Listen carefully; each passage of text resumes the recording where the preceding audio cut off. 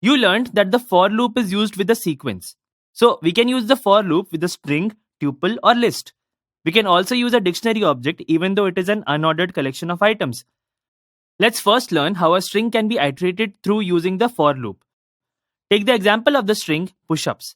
The for loop prints each character in this string till all characters are printed. Then the for loop is exhausted and the final print statement is executed. Now, let's run this script and bingo.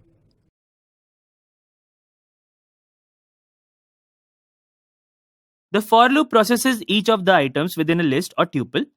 Here's an example. This program computes the average of all the numbers in the list. Let's look at the code closely. These statements are defining two variables, total and numbers, which is a list object. Now, we add the for statement using num as the variable and the list numbers as the sequence. We then add a statement for the cumulative sum within the body of the for loop. This will iterate through each of the items in the list and then keep adding them till the last item in the list is reached. Once the loop for adding the numbers is completed, we calculate the average. Remember the len function you learned about in the earlier module? We will use that to divide the sum of numbers with the length of the list to compute the average.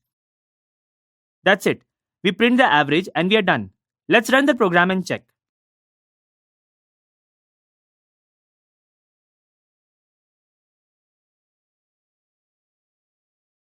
In the previous module, you learned that the dictionary is an unordered collection of key-value pairs. The for statement offers a convenient way to traverse a dictionary object. In this example, we will use the items of a dictionary.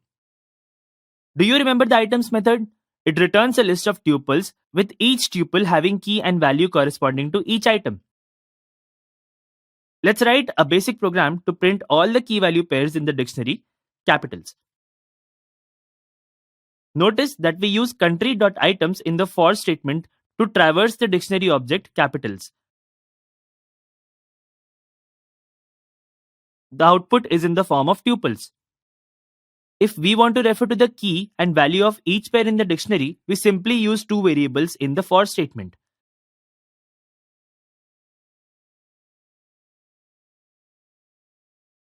In this case, the output is the same except it is not in the tuple format.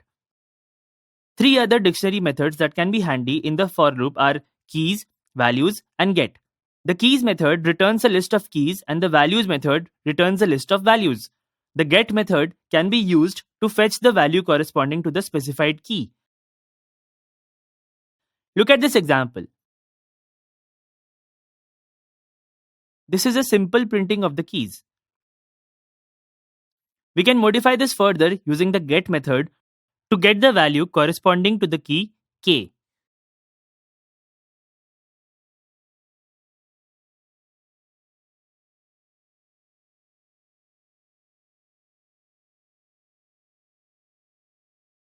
Now, let's run this script and bingo.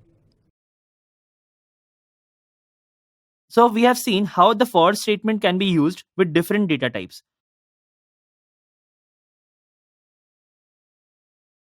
Remember the else keyword from the if conditional statements?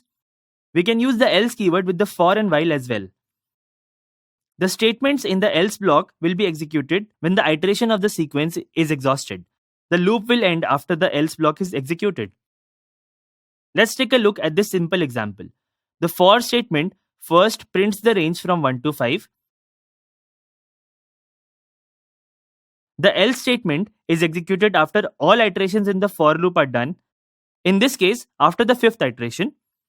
This completes the for loop. Now, the final print statement is executed.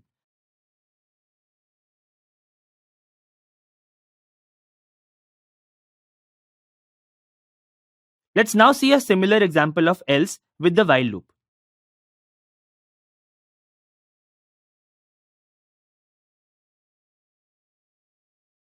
Let's run this program to see the output.